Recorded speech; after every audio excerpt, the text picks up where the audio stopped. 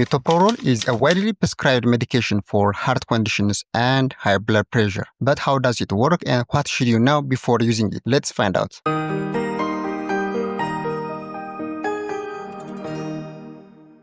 The first one, what is metoprolol? Metoprolol is a beta blocker commonly used to treat high blood pressure or hypertension, angina or chest pain, and heart-related issues such as heart failure and arrhythmias. ግሪኛው ሜቶፕሮል ምንድን ነው ስንል አንዱ ሜቶፕሮል ማለት ከቤታ ብሎከር ውስጥ የሚመደብ ሲሆን ኮመንሊም ደግሞ ከፍተኛ የሆነ የደም ግፊት ካለ ቸስት ፔን ወይም ደግሞ አንጂና የምንለው የልብ ድካም ካለ ወይም ደግሞ የተዛባ የልብ ምት በሚኖርበት ሰዓት ወይም ደግሞ አርቲሚያ የምንለውን ይህን ለማከም እንጠቀምበታለን። It works by affecting the heart and blood vessels to improve blood flow and reduce heart strain. እንግዲህ ስራው እንዴት ነው የሚሰራ የምንለው ደግሞ ልብ ላይና እንዲሁ የደም ቧንቧ ላይ ነው የሚሰራ። ይሄኛውም ደግሞ ልብ ላይ የልብ ምትን በማስተካከል እንዲሁ የደም ቧንቧ ላይ ደግሞ የደም ፍሰቱን ሜንቴን በማድረግ በማስተካከል ስራውን ይሰራል ማለት ነው። The second one, mechanism of action. It's beta-1 selective. Metoprolol selectively blocks beta-1 receptors in the heart, which results in a slower heart rate and reduced force of contraction. ይሄ ሜቶፕሮል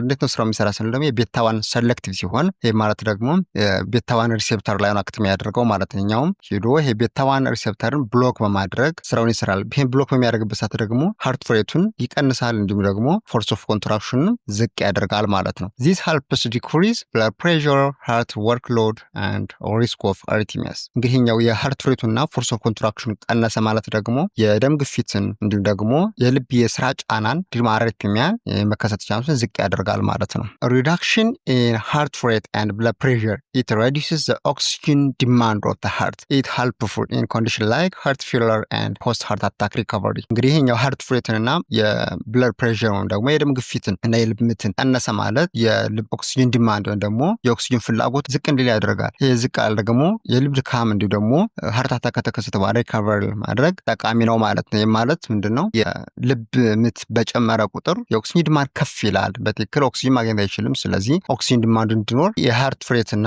የከፍተኛ ደም ግፊት በሚቀንስበት ሰዓት በቂ የሆነ ኦክሲጅን ወደ ልባችን ይሄዳል። በዚህ ሰዓት ደግሞ ኢምፕሩቭመንት አለው ማለት ነው። ደግሞ በቂ የሆነ የኦክሲጅን ሳፕላይ ያገኛል ማለት ነው። ኢንዲኬሽንስ ኦር ዩዝ ኦፍ ሜቶፕሮሎል. First one, hypertension or high blood pressure to reduce the risk of stroke, heart attack and kidney problems. ጥቅሙ ምንድነው? ሜቶፕሮሎል ስንል አንደኛ ከፍተኛ ደም ግፊትን ለማከም እንጠቀም። ይሄኛውን አከምን ማለት ደግሞ ስትሮክ፣ ሃርት አታክ ወይም ደግሞ የኩላሊት ችግር እንዳይከሰት ያደርጋል ማለት ነው። ደግሞ ሪስኩን ይቀንስልናል። The second one, angina or chest pain, heart failure, arrhythmias and post heart attack recovery. እነዚህን ለማከም እንጠቀምበታለን ማለት ነው። እንግዲህ ሳይድ ኢፌክትስ common side effects are fatigue or tiredness, dizziness or lightheadedness, slow heart rate or bradycardia, cold hands and feet, nausea or upset stomach. እንግዲህ ኮመን ሳይድ ኢፌክት ምንድነው ስንል አንደኛው ድካም፣ ደግሞ ታይርድነስ መኖር፣ ማዞር ስሜት፣ ደግሞ ላይትሄድነስ መኖር፣ በጣም ራስ መቅለል፣ የልብ ምታችን በጣም ዝቅ ማለት በሜዲካል አጠራር ደግሞ ብራዲካርዲያ ይባላል። ደግሞ እግራችን አካባቢና እጃችን አካባቢ መቀዝቀዝ በቂያን ፍሎ ስለማይኖር፣ ሌላኛው ደግሞ ማስመለስ እንዲሁም ደግሞ ጨጓራ ማቃጠል ሊኖር ይችላል ማለት ነው። Serious side effects are low blood pressure or hypotension, severe fatigue or weakness, breathing difficulty, especially in people with asthma or COPD, heart block or worsening of heart failure symptoms. እንግዲህ serious side effect ከምላችሁ ደግሞ አንደኛው የግፊት መጠን በጣም ዝቅ ማለት፣ በጣም ከፍተኛ ድካም፣ ሰውነታችን መዛል ሊኖር ይችላል። እንዲሁም ደግሞ ለመተንፈስ መቸገር፣ በተለይም ደግሞ አስማቲክ ፔሸንት እና ሲኦፒዲ ካለባቸው፣ ሌላኛው ሃርት ብሎክ መከሰት፣ ስፔሻሊ ደግሞ ይሄኛው ሃርት ፌለር ያለባቸው ሰዎች ላይ ሊከሰት ይችላል ማለት ነው። እንግዲህ drug and food interactions are first one, calcium channel blockers. Example, verapamil lithium can significantly slow the heart rate and cause low blood pressure. እንግዲህ ካልሲየም ቻናል ብሎከር በሁለት ይከፈላል፣ ዳይሃይድሮፓይሪድና እንዳይሃይድሮፓይሪድ። እንግዲህ እነዚህን እንዳይሃይድሮፓይሪድ ከምላቸው ቬራፓሚልና ልቲያዝም ናቸው። እነዚህ ጋር በሚወሰድበት ሰዓት የሃርት ሬቱን የበለጠ ዝቅ እንዲል በማድረግ የግፊት መጠን በጣም ዝቅ እንዲል በማድረግ ይሄኛውን ሳይድ ኢፌክት ሊከሰት ይችላል። ስለዚህ ሁለቱም በሚወሰድበት ሰዓት ጥንቃቄ ማድረግ አለብን። ሰከንድ ዋን ዲጎክሲን, my father reduce heart rate so regular monitoring is essential.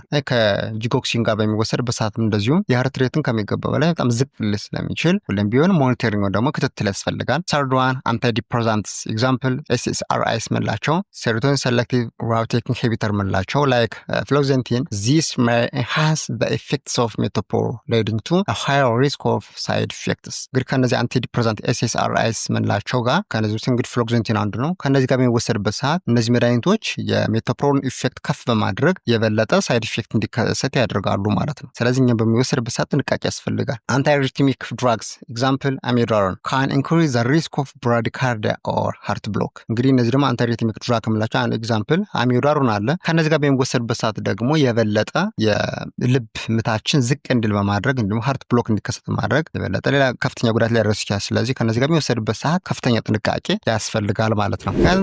other one food interactions alcohol drinking alcohol can increase the blood pressure lowering effects of metoprolol leading to dizziness and fainting። እንግዲህ አልኮል ጋር በሚወሰድበት ሰዓት ደግሞ የበለጠ የሜቶፕሮሎል የበለጠ ሳይድ ኢፌክት ከፍ በማድረግ ዲዝነስ እና ፌንቲንግ ሁሉ ሊያመጣ ይችላል ማለት ነው። ግሬፕ ፍሩት may affect the metabolism of metoprolol and should be consumed with caution። ግሬፕ ፍሩት በምንወስድበት ሰዓት ደግሞ በጣም ጥንቃቄ ማድረግ አለብን። ይሄኛው ምንድነው ሜታቦሊዝሙን አፌክት ያደርገዋል ማለት ነው ግሬፕ ፍሩት።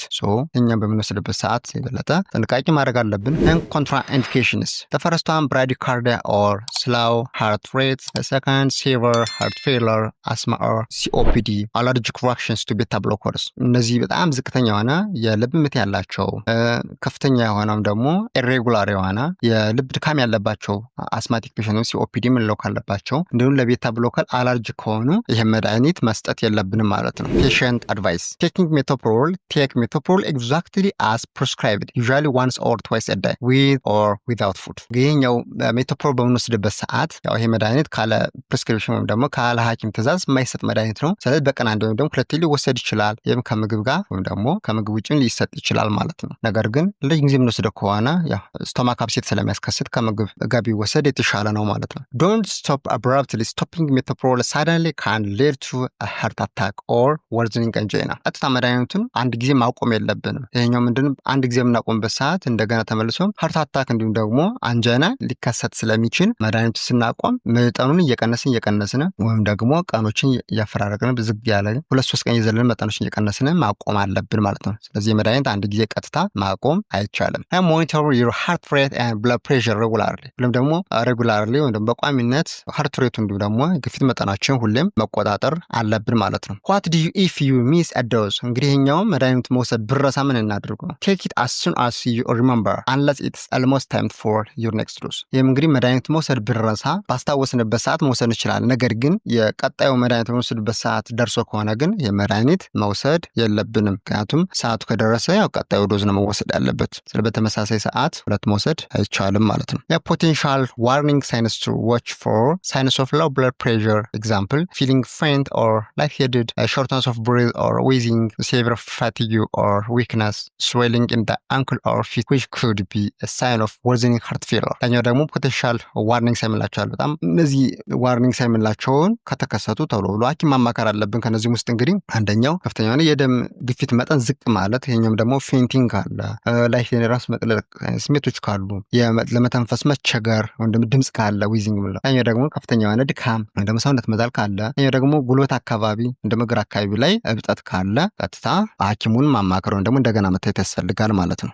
finally have you or a loved one been prescribed metoprolol? What has been your experience with it? Drop your thought or question in the comment below. If you found the video helpful, please give it a thumbs up, subscribe for more health tips, and hit the bell icon to stay notified. Share this video with anyone who could benefit from learning more about metoprolol. See you next video.